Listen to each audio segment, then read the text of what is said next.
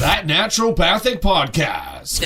TNP. Hello there. Hi, and thanks for joining us. I'm Dr. Inicio. And I'm Dr. David Miller, and we hear your frustrations. This show is for you. This show is for you if you're feeling like your current healthcare strategy is not getting to the root cause or the underlying reasons for your health. This show is for you if you've been told that you're fine, but you definitely don't feel very well. This show is for you if you're walking out of your doctor's office with 1, 2, 3, 4, or even 5 medications without any mention of diet, lifestyle, or a long-term game plan. This show is for you if you've got several specialists taking care of you, but no one is really putting it all together. This show is for you if you believe that health should be part of healthcare. These problems have solutions. We know it. Our patients know it. And we want you to know it. Naturopathic medicine is the solution that you need to know about. Okay, and welcome to another episode of That Naturopathic Podcast. I'm Dr. David Miller. And I'm Dr. Inicio. And you are being interviewed today. I am host and guest today. She's host and guest. It's a very exciting day because normally we interview other awesome naturopaths and other awesome doctors and healthcare practitioners, but today we just have to accept that Kara is a bit of an expert in women's health, broadly. Yeah. Is that true? Yeah, and it's really important, I think, that we talk about heavy periods, and that's the topic for today. Yeah, I'm nervous. Our other guests have set such a high bar. They have. Yeah. It might be a little bit of fun. This is a little different than usual, so we'll have a lot of fun. We're good at jamming. Okay, tell us a little. We know about you because you're obviously co-host of this awesome podcast, and you're a great clinician. And you run your own clinic and all that. So we won't bother people too much with the intro that way, but yeah.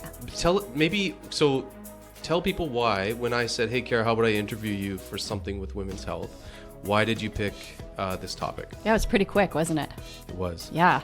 So heavy periods. I think there's probably 2 reasons why I chose this. One is more apparent as I see lots of women who come into my practice, and a good majority of the women who are coming in for specifically menstrual health issues, there's a high percentage who are really, really struggling with heavy periods, to the point where they're sitting in the chair that you're sitting in right now and are really actually quite distressed, really upset. They can't find answers. Or they're not happy with the answers that have been provided, but they're really struggling like every month or even more. It's affecting their quality of life. It feels out of control. And it's a really impactful thing to a woman's life when heavy periods are kind of ruling 1 week of the month. How many people, or what proportion of women would you say are having problems with heavy periods? Yeah, so there's actually some good stats on this. And I would say I agree from what I'm seeing in my practice. I think it's one of the top 3 reasons women go to their gynecologist. About 20% of teenagers, that's a pretty big population of women who have heavy periods. And then also getting closer to menopause in those menopause years. The hormone changes that occur around that time are another pretty big time for heavy periods. So about 50% of people, of women aged 40 to 59, have heavy periods. So that's a pretty significant population of women who, and it's not just, heavy periods is the acute thing, where they're really uncomfortable. They might not be able to leave their house. It's that heavy. They're losing a lot of blood, so they're getting very tired and iron deficient, and women need their iron as we talked about in episode 2, to do all the awesome things they're doing. And so that's a pretty big, direct effect of heavy periods. And then it's also, it brings up a whole bunch of other things just about menstrual cycles in general. And we can keep going wider and wider out on of the more society and historical effects of how women are viewing their periods or experiencing their periods. Yeah. So what do you think is the main troublesome? Obviously, a heavy period in of itself is troublesome, but what are the ways in which in day-to-day life of a woman, heavy periods are most mind-numbing, crazy making Like, obviously, like we know as the healthcare practitioners, we know that there's all these other health effects of it, or that are leading to it. But from the person who's just like you said, you can't really avoid the symptom, right? It's like, oh my God, that's a really heavy period. I can't do X, Y, Z. I'm limited in these ways. What are those ways that women may see day to day that it limits them? I think, a lot of women, it's heavy enough that it's changing what they're doing in their day. They might be avoiding certain situations, or, can't get through a meeting, or can't get through, maybe at work they only have certain breaks, but they can't make it that long. So just from a practical standpoint, when you're worried about leaving your house, that, all your backup pads and systems and cups that, maybe they're doubling up or tripling up, that's a problem. I think it also speaks to the inherent problem of menstrual cycles. And we can get to that as well. The modern woman's experience of menstrual cycles, I think we might need to shift some thoughts on that as well. Versus the red tent days? Yeah, exactly. Yeah, it's supposed to be a time where, historically we women have always, honored the time of their menstrual cycle as a time to rest, a time to go inward, a time to replenish. And often, and communion?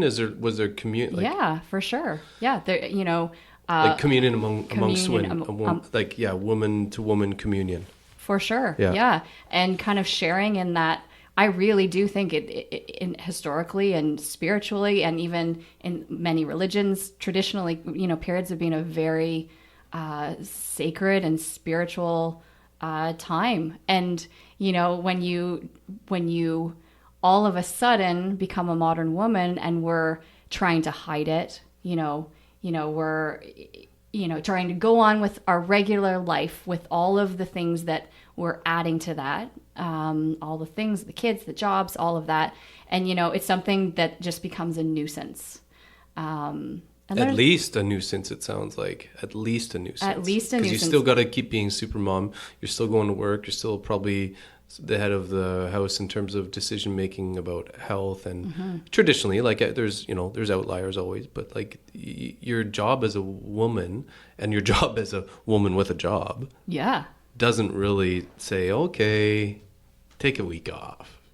No, it doesn't say that. And I'm not suggesting that we can. I do think we can build it in, because there's a big problem when you are trying to hide or suppress or not acknowledge a really important part of what makes you a woman, right? That's the menstrual cycle is what gives life, right? And so just to pass it off and try to continue as normal, or even, a lot of the women I talk to hate their menstrual cycles. They hate their periods. They want nothing to do with it. They want it to go away. The amount of women I hear, whether I'm talking in groups or with my patients one-on-one, that say, I hate my period. I just can't wait for menopause to come.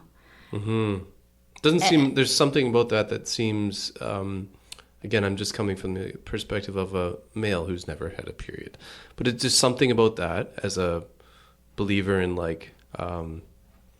natural laws and nature phenomena. It just seems like something not entirely healthy about hating your period. It makes me so sad. Right? It's, and I'm not saying it's this wonderful magical thing and we can frolic in the woods during our period and, under the new moon. I realize, that's not going to be everyone's experience. But when you repress a really inherent part of yourself, whether it's, your sexuality or your gender or, your role in society, whatever it is, anything you're suppressing, that's not a good thing, and it's going to come out somewhere. And then it makes me sad too, because that means there's a lot of women out there really struggling with their periods, struggling with heavy periods, and not finding help. What are the other, so if someone has heavy periods, what are the other things you're expecting to see them also suffering with? Well, acutely the heavy period, but that's just a symptom, right? So the heavy period is a symptom of the rest of the cycle, right? It's a symptom of, we wonder, are you ovulating in that cycle, which is a key component to healthy periods. What does ovulating mean to some people? Who know Ovulating, so releasing an egg. Yeah. So that egg that releases mid-cycle is, there to, create life if it should happen to intercept with a sperm. But if not, it still has a really important function in health, in women's health. It's actually, I would say, if there's one thing that we can do as women to protect health, it's to have lots of ovulatory cycles in our lifetime. And that egg releases progesterone. That progesterone balances off that kind of sexier hormone estrogen, who can get a little bit high on her throne. So we need that progesterone produced from the egg. We need ovulation for protecting heart disease, for protecting for our bone health long term. And it's a really awesome thing to ovulate. There's great things about just how you can feel at ovulation too. And so from a medical standpoint, ovulation is kind of a keystone of the whole menstrual cycle. It almost sounds like a linear prerequisite for a healthy period. It is, right. So yes. So then, if we don't have ovulation, this is just male, again, just a male talking, but an educated male. Yeah, but it's like, okay, so if I don't ovulate properly, then all the things that depend on ovulation don't happen properly.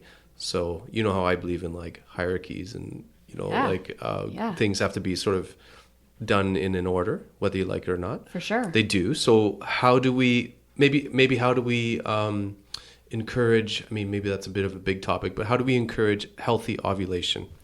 So yeah, it's you can keep going back and back, right? Because healthy periods require healthy ovulation, and healthy ovulation, I think if you want to take it back pretty big picture, your body is not going to ovulate if it doesn't think it's safe to make a baby.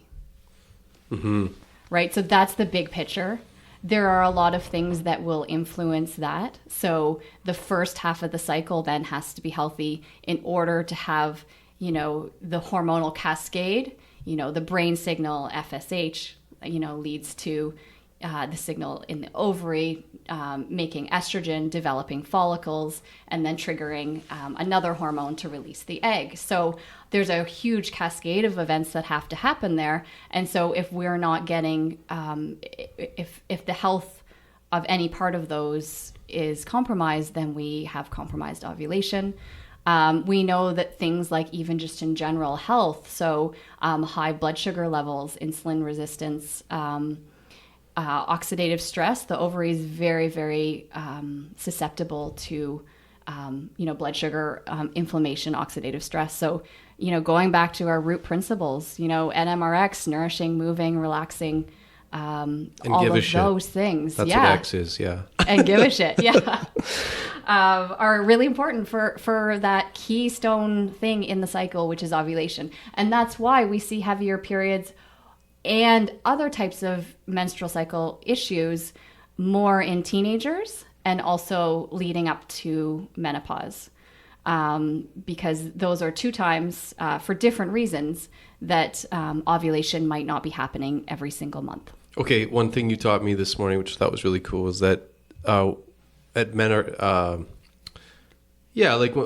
how old are young girls having their periods? 11, It's pretty 12. young. It Yeah. seems really young. Yeah. Like I have a couple of patients that are around that age and they just look like little, I such know. little humans. Yeah. And they're having their period. But what was really cool is that those young little humans are actually sometimes not ovulating when they have their period at first. Can you explain a little bit about that? Yeah, that so in teenagers, as they're starting their periods, their body's just, it's just getting in the rhythm. So that there's an HPO axis, so an axis between the brain and the ovaries, and this cascade of events that has to happen to lead to a regular menstrual cycle and lead to ovulation. That axis is a little immature in adolescence. It's maybe just not got the hang of or got the rhythm yet. And so some of those cycles end up being anovulatory, or that they don't actually ovulate or release an egg. And so when you don't have the ovulation, we'll talk a bit more about estrogen, progesterone later. It can lead to heavier or more irregular periods. And that's a really common problem in teenagers. It's probably one of the reasons why female teenagers end up at their doctor's office. And unfortunately, the solution to that is often the birth control pill. And Which we didn't really know exactly. I think you looked into it more extensively to see how it works, because that was sort of interesting. Like, I thought it was going to be like a hormonal feedback effect. I did too, yeah. Yeah, but do you want to tell us all how the birth control pill works in heavy periods? Well, I was confused too, because I'm like, well, you don't actually ovulate then when you're put on the birth control pill. Mm-hmm. And so I'm like, how does that work to lighten periods? It would make sense that it makes it more regular. And the periods you get on birth control are actually not menstrual periods. They're actually called withdrawal bleeds, because you need ovulation to have a period. But what it's looking like is the estrogen that's in the birth control pill increases blood clotting, and so it kind of stops the heavy flow. That was so weird to learn, but it goes along with the fact that there are increased risk of stroke with use of oral contraceptive. Sure. Right. And teen pregnancy is a huge deal, right? And if that's the best choice for teenagers, then that's okay. But if the birth control pill is prescribed solely for heavy periods, then we have a problem, right? Because all of a sudden we have a young teenager whose body is just getting the hang of ovulating, maybe he's only had a few ovulatory cycles, is put on the birth control pill, and then maybe stays on it through university or through late teens, mm-hmm. and then all of a sudden, is married, wants to have children. And not that the studies show that it does impact fertility, but I do think it's a problem that woman has not really had an ovulation, which, as I was talking about the key health benefits of ovulating, she hasn't had ovulation for basically her whole life, when she's possibly could have had 15 years of ovulation. Does she have more eggs then? I mean, it's kind of a drop in the bucket when you're talking about right, millions to 40,000 to, I can't remember the numbers right. exactly, but yeah. Okay.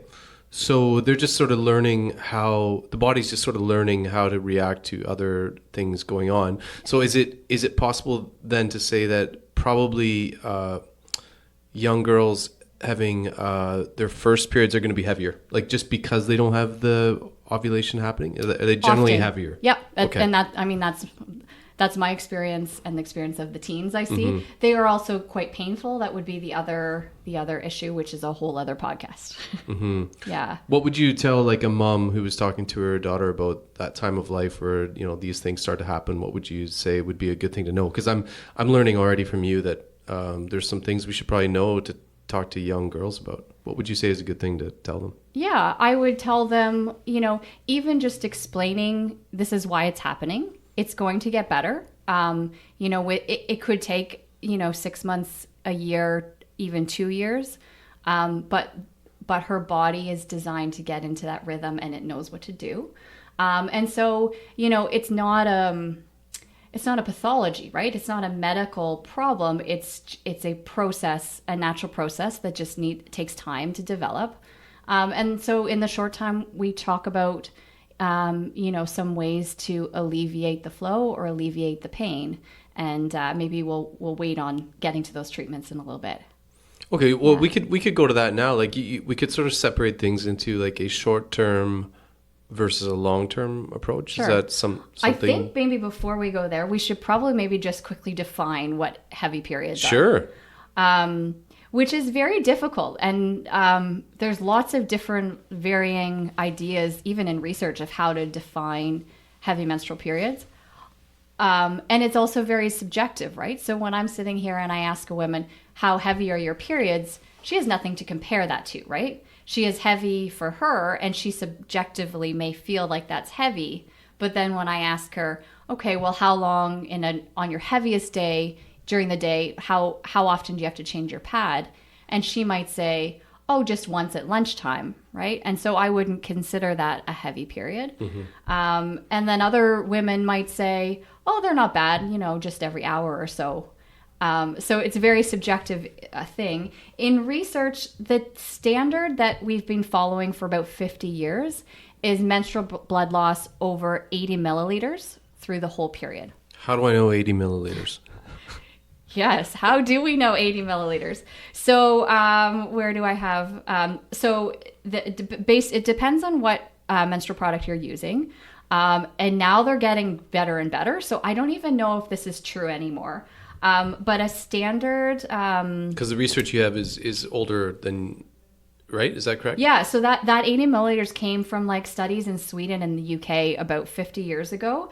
And that was not even based on... They didn't measure volume. They measured the amount of hematin or like this marker of blood loss. And so... But it's funny because it's been universally accepted in every research paper I've seen since. The definition is 80 milliliters. And I mean, to some women, that seems like a lot. To me, that sounds like nothing. And so, again, there's that subjectivity. I would say, from a broad view, heavy menstrual cycles are one that are impacting your quality of life, that you are soaking through a pad maybe more than every hour, or you're needing to double up pads, or you can't get through the night, or it's restricting your activities. Like, I would go on more of a, patient reported, this is how I'm experiencing it point of view based versus let's measure over a period. Yeah, exactly. The volume. Now the volume's important though, right? Because they did find that blood loss over 80 milliliters would, in most women, cause iron deficiency. And that's a huge problem, right? Yep. Unless you have hemochromatosis. Yeah. And so just to try to get to that 80 mils, the newer menstrual cups, which I highly recommend, by the way, they hold up to 30 mils. Is this the Diva cup? The Diva cup is one, but there's like, okay. It's the only one I've heard of. 50 different cups. I use one called Femicycle. You can ask me about that. It's pretty fantastic. When you dump it upside down, nothing falls out. It's got a cup inside a cup. So the cup holds, and that's actually probably the easiest way to measure volume. You can say today I used 2 cups. And then one. But not everyone's going to do that. Not everyone's going to. Again, you would recommend it, but not everyone's going to do that. So is there a way of with number of pads or tampons are more conventional people to? Sure. A fully soaked super pad is 10 mils. So one of the heavier duty pads is 10 mils. A super tampon, I think, is about 12 to 15 mils. And so you can judge it based on that. Mm-hmm. And I mean, in practice, I just ask, how frequently, what product you use and how frequently are you changing it, and can you get through the night? And that seems to be the easiest way to get an idea of heavy flow. Yeah, impact on their life. Yeah. And running iron panels and a ferritin level. What a great idea. Hematocrit and, seeing what the downstream, immediate downstream effects might be. Mm-hmm. And I've talked about this too, that's a pretty vicious cycle, that heavy periods, iron loss, iron deficiency, thinner blood, heavier periods. Okay, repeat.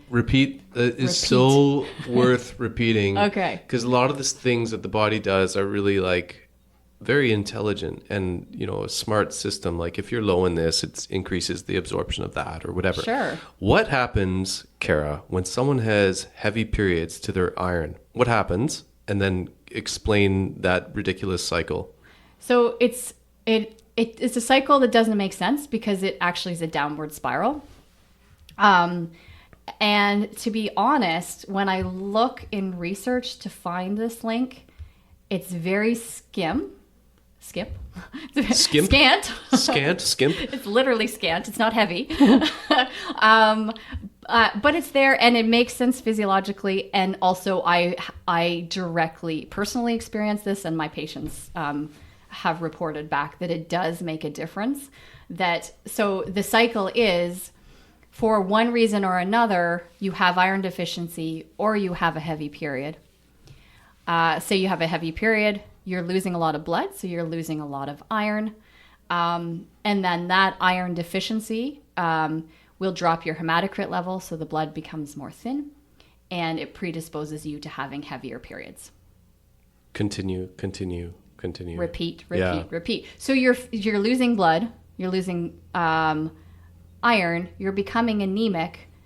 How tired do you think you're going to feel? Yeah. Yeah. Yeah, that's crazy. Because we've been talking about iron for quite a bit now, since talking to Dr. Justin Gallant. So it's affected my practice and helped. I think I've been able to help a lot of women in my practice by getting smart about iron. And I can't believe that there's this big of a problem with iron. And this is, I'll just tie this. I don't want to hijack your show. This is your jam. No, jelly. This is your jelly. But like. It's interesting how some people in the past, so I have had like a similar idea of this, and I was talking to my mom about iron in women and how like I think 90% of women are anemic to some degree. Yep. And she said a surgeon that she knew, like a friend's dad, said years and years ago, like probably in the 70s or whatever, that he thought he had such an understanding of the importance of iron in women that he thought that women shouldn't donate blood, which I thought was a really, really interesting thing to hear from a surgeon from the 70s, sort of coming to not the same conclusion, but like, let's be careful about iron and our most important demographic of our population, arguably, which is women of reproductive age, from they're so important. And so I think we really need to take care of them. And so, I think us guys should be giving blood more than women for sure. And those women should be fully assessed with a full, comprehensive iron panel. Yeah. And that's just honoring the foundations of what makes life. Yep, and so it's pretty important. Layering healthy menstrual cycles on that is a natural evolution. And whether you start with that vicious cycle, you just need to start breaking it somewhere. Whether you aggressively get iron up and you also do things that reduce menstrual blood loss. And then if you want to add in another vicious cycle that is kind of fun from a geeky point of view, is adding in the thyroid connection to that. Okay, tell us thyroid, iron, heavy and menstrual. Periods. Yeah. So all of those one of those, so low thyroid function, low iron, or heavy periods, will all worsen each other. So, for example, iron is really important. The thyroid hormones are really important to help iron get incorporated into erythrocytes or red blood cells. Iron is really important in converting T4, which is one of the thyroid hormones, into the more active thyroid hormone T3. And so those two really play off on each other. And if they're both low, you're gonna also feel like shit. You're gonna feel really tired. And then we can add in hormones to that. So estrogen, or higher estrogen levels, which are often implicated in heavier periods, increase something called thyroxine binding globulin. So it's gonna bind up all your free thyroid hormones so it can't do its job. Whereas progesterone, which is produced from ovulation, that key part of the cycle, it actually decreases thyroxine binding globulin, so you actually have more thyroid hormone to do its job, like helping iron. So it's just it's like the stool analogy, right? Yeah. If one of the legs of the stool is out, then you're falling over. Yeah, and so women, those three stools are iron, thyroid, and menstrual cycles. What other sort of things will we see with regards to possible hormone imbalances and heavy periods? Is it as easy as that? Like, remember, I'm just a guy. Is it as easy as that? Is there something we can say, like, okay, if you have heavy periods and your hormones are likely doing this or that? Is there any correlation like that? Often.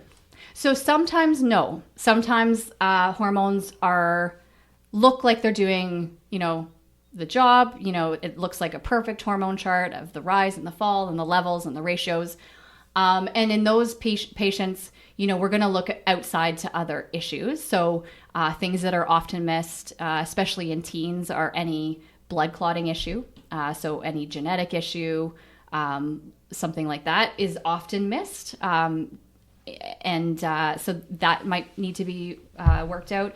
We're also not talking about, well, I guess we can talk about it, but there are also some more medical issues that will cause heavy periods, either dependent or independent of hormone levels. So things like uterine fibroids, adenomyosis, polyps. Speak English, Dr. Kara. Yeah. Adenomyosis. How about just like growths in the uterus, which often have hormonal underpinnings. But at that point, for the purpose of this podcast, we could do other podcasts on those things. We could. I think you were going to say, like, the purpose of this podcast is not really to talk about severe pathological considerations. Maybe, and we're not going to talk about it, but what would be the things that would make you go, a little more red, orange flaggy versus this? Or is it sort of as simple as like how we often follow? Yeah, there's like red flags, but you really just do the basics first and see the dust settle a little bit. Like what would be something someone, because, people normalize their symptoms a lot, right? Yeah. They're like, that's just, like when I'll talk about guts, they're like, I'm regular. I go every week. And it's like, it is regular. I guess weekly is regular. That ain't right, though. That's not optimal. So, people may normalize their symptoms. What for those people that may think that their condition is not medically necessary? What would you say are some of the things that are making you think, okay, really get checked out, sort of urgently, like red, orange flags? I would say those things are going to be part of the initial workup when heavy menstrual bleeding is quite extreme, or if they're also experiencing pain, or if they're also experiencing a lot of,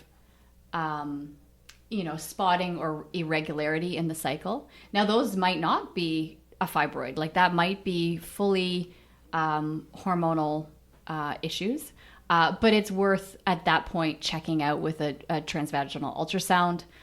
Just to see what's going on. And it actually probably doesn't change treatment options by too much, but it's important to know, what's going on in there. The one absolute red flag is when when there's a woman who is after menopause, so she's not had a period for a year, and all of a sudden starts bleeding. That warrants investigation just to see what's going on with the lining of the uterus. That's an absolute red flag. Yeah. The other absolute red flag here is, I guess it's more not in assessment, but in management. So if we have a woman who, I actually have women say, I didn't know if I should be going to the hospital for this.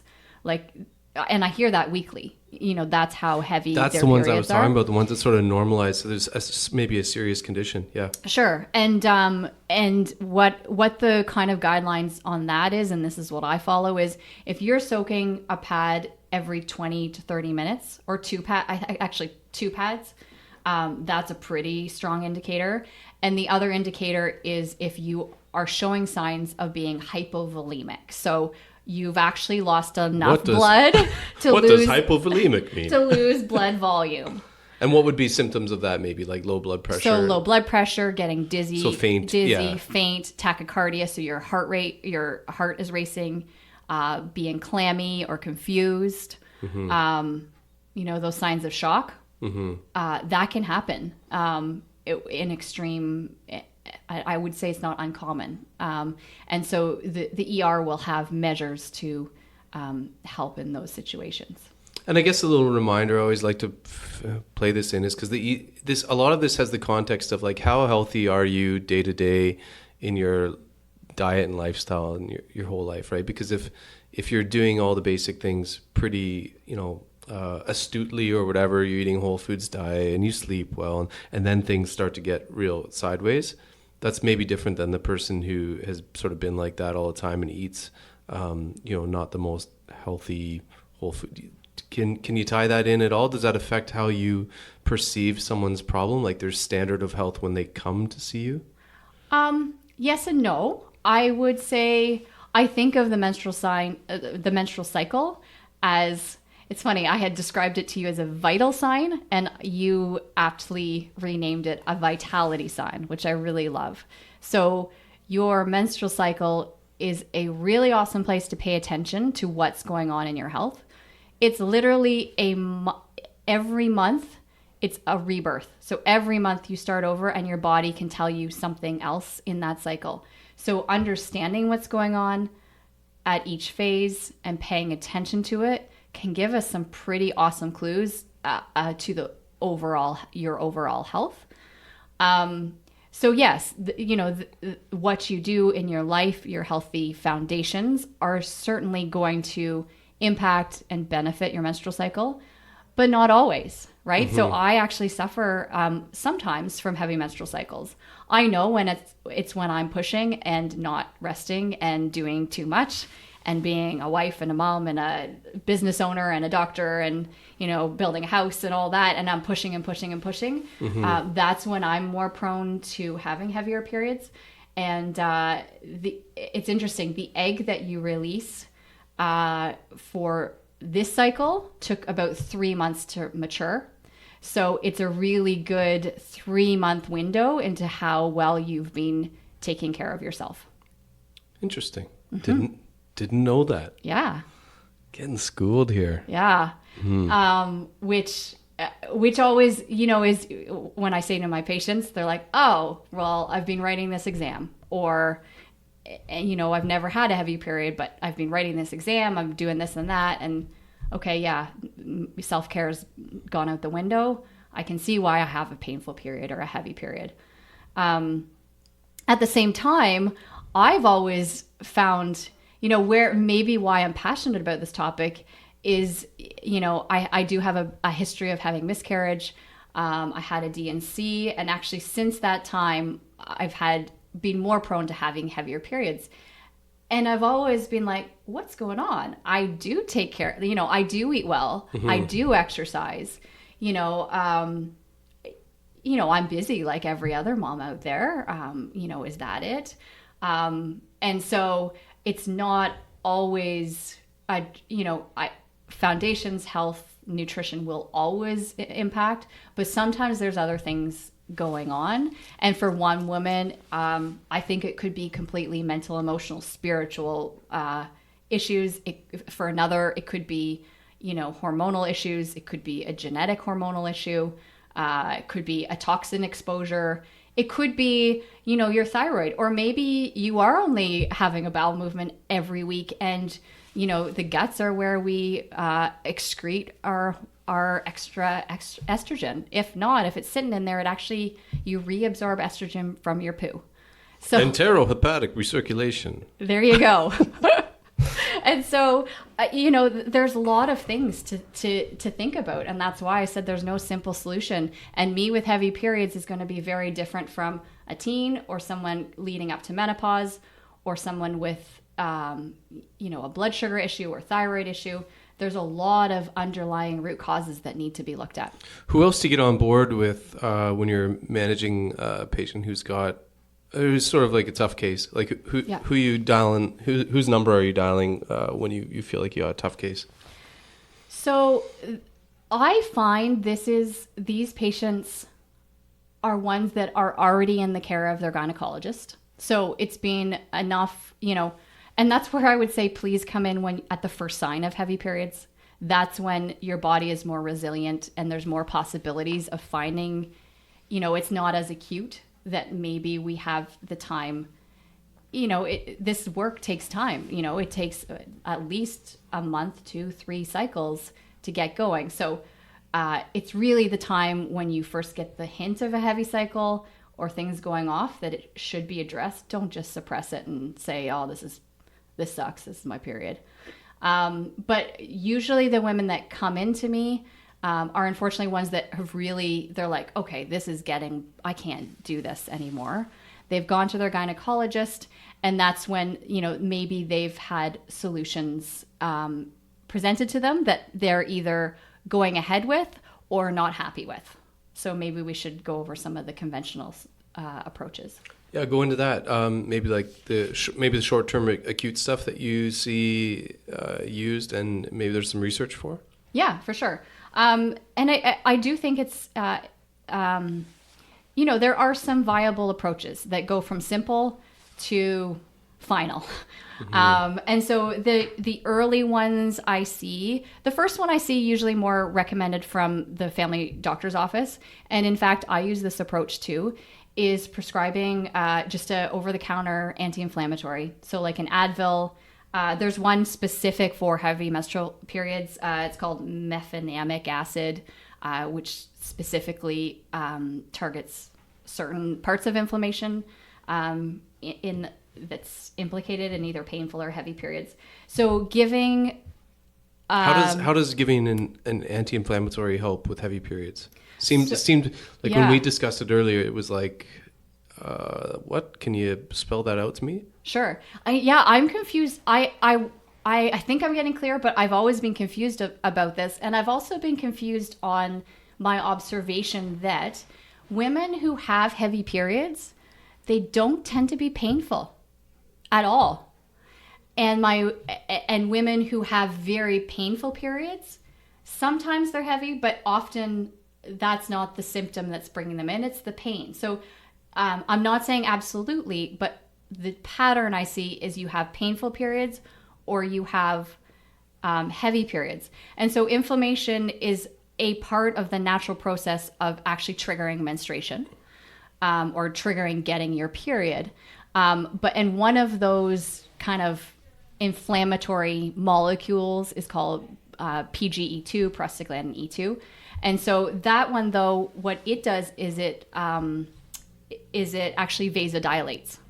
And so when you're vasodilating something... Vasodilate means? The blood vessels kind of not constricted, it's dilated. I don't know, help me out here. Yeah, they open up. They open up. Yeah, they open up. And so, so by using Advil or an anti-inflammatory, you're cutting down on those inflammation things that might lead to kind of vasodilation. And I think that's how it works. The research, again, I don't think is super clear on the mechanisms of all of this. But it's been shown if you take Advil or an ibuprofen or an anti-inflammatory during your period, but I actually find, and the studies support this, that if you take it 2 to 3 days before the period is expected, it can reduce flow by 30 to 50%, which is quite significant. Mm-hmm. And so, no, not ideal to have Advil every, month for 2 to 3 days, but it's not the worst thing either. No, for sure. And like we like to be practical, right? That's our style, is be practical. And most of us have something like that at home. It's fairly accessible. And if that's what you have to do in the short term, but at the same time, you have to have a long-term plan. It's the short-term plan while you have figure out the long-term. Yeah, for sure. So it's practical, accessible, and I'd say it has, for most people, a low risk, high benefit ratio when used like that. Yeah, 30 to 50% is huge. And so I'll recommend that often. The natural partner to that is ginger. There's only 1 or 2 studies on it, ginger reducing heavy periods. And in that study, they actually combined it with an anti-inflammatory, like an ibuprofen or something like that. And do you take it all the time, the ginger, or is it something you only take like prior to your period? Prior to and during the days of heavy flow. Are we talking like a gram or 2, or like pretty heavy dose? Yeah, we're talking about 250 milligrams 3 times a day. Mm-hmm. Yeah.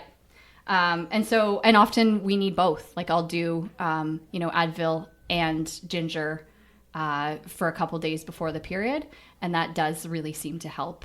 Not every woman, but some women.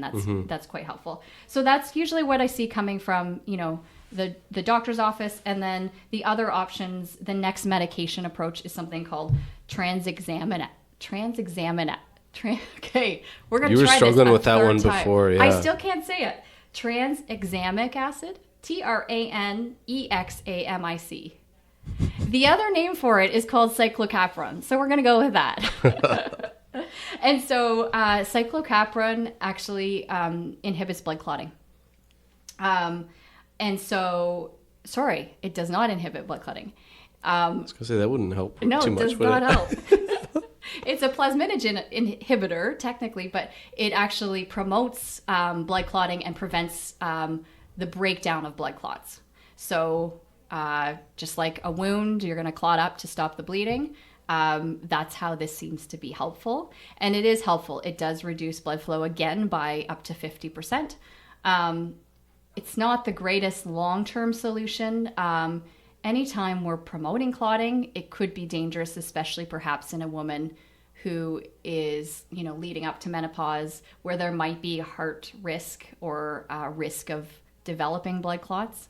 That's not necessarily a great scenario, but if it stops excessive bleeding in the short term, it is a very effective medication. And then from there, there's also birth control pill, which we kind of talked about already, that I do see offered often. And then we go into more, before surgical, the Mirena IUD, or a progesterone-based IUD, is probably the most effective outside of surgical approaches. And it can reduce blood flow by up to like 80 or 90 or 95%. Sorry, I'm coming from, again, the space of not knowing much. How do we do an IUD when we have, is there any problems like inserting an IUD while all this is going on? Or it seems to be very effective. Right. Just sounds like the whole, if things are sort of like in trouble in the uterine, your cervical uterine health, inserting an IUD at that time, is that what they do? Yep. Okay. It is. And now it's interesting because You understand where I was coming from. I do know where you're coming from. And I think there are some serious questions about it. But again, if it, when we have IUDs that are not progesterone based, they actually are a significant cause of heavy menstrual bleeding. So maybe that leads to inflammation and other issues there.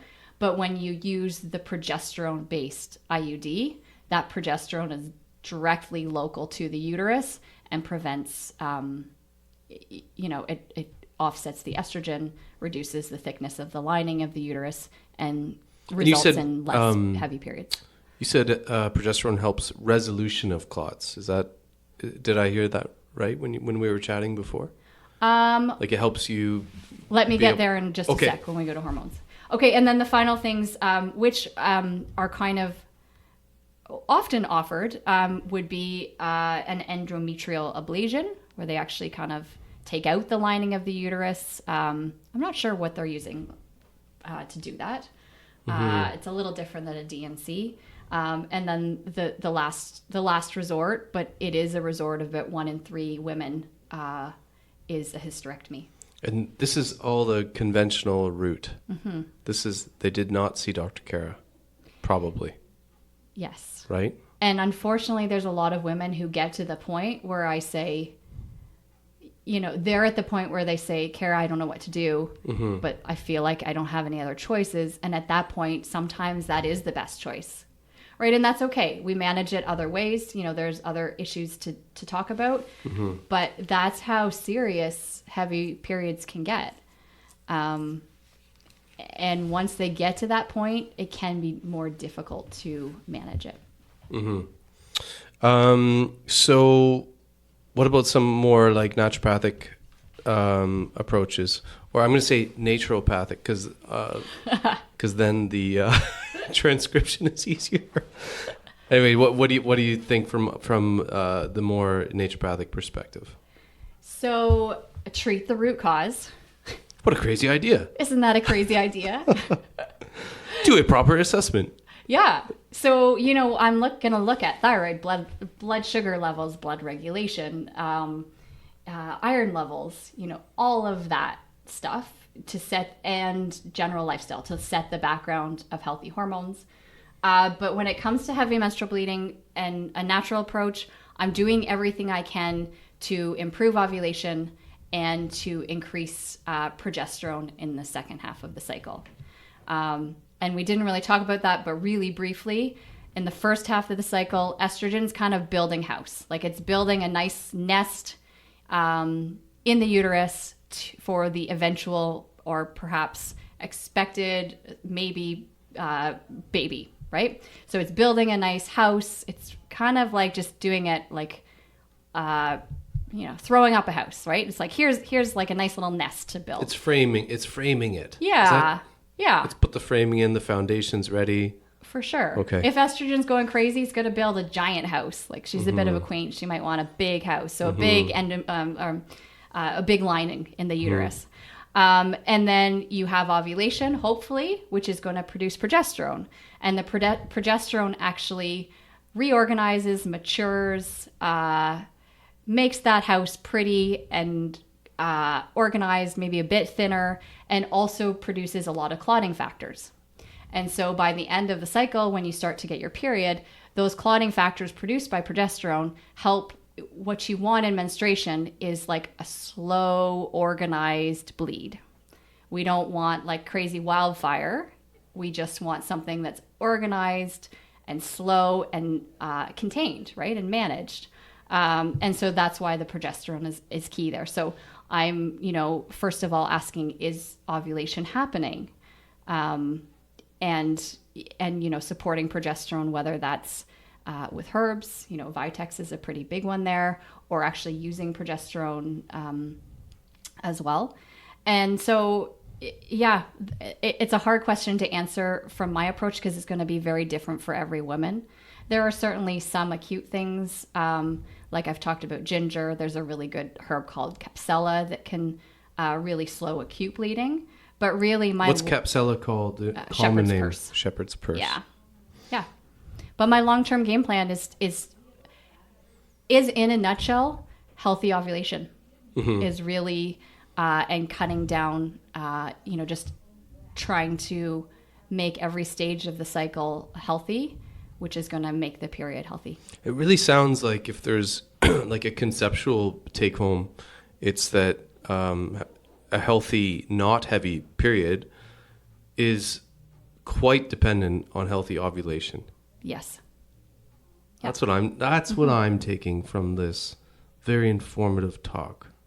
Good. Yeah, no, like you learned me well. I honestly, well. Yeah, I feel like that's been super helpful for my understanding of heavy bleeding and just the period in general. That has helped me, immensely. I feel like I learned from these episodes as much as everyone does, I hope. That's awesome. Yeah, and you can see that, in conditions or stages of life where ovulation is less reliable in teens leading up to menopause, or in a condition called PCOS, where ovulation isn't happening. Those are times when you are more prone to getting a heavier period. Yeah. Less steady in a way with the ovulation. I think ovulation is like a woman's right. Like it's a beautiful, awesome thing. Yeah, we didn't talk too much about that, but that's when you really shine. It's time to be like your best awesome You're relying self. a lot on ovulation right now. I am. I had said when you ovulate, your face is actually more symmetrical. And so I said to Dave, nature's making my face more pretty right now. And which you can't see on a podcast, but yeah, too bad.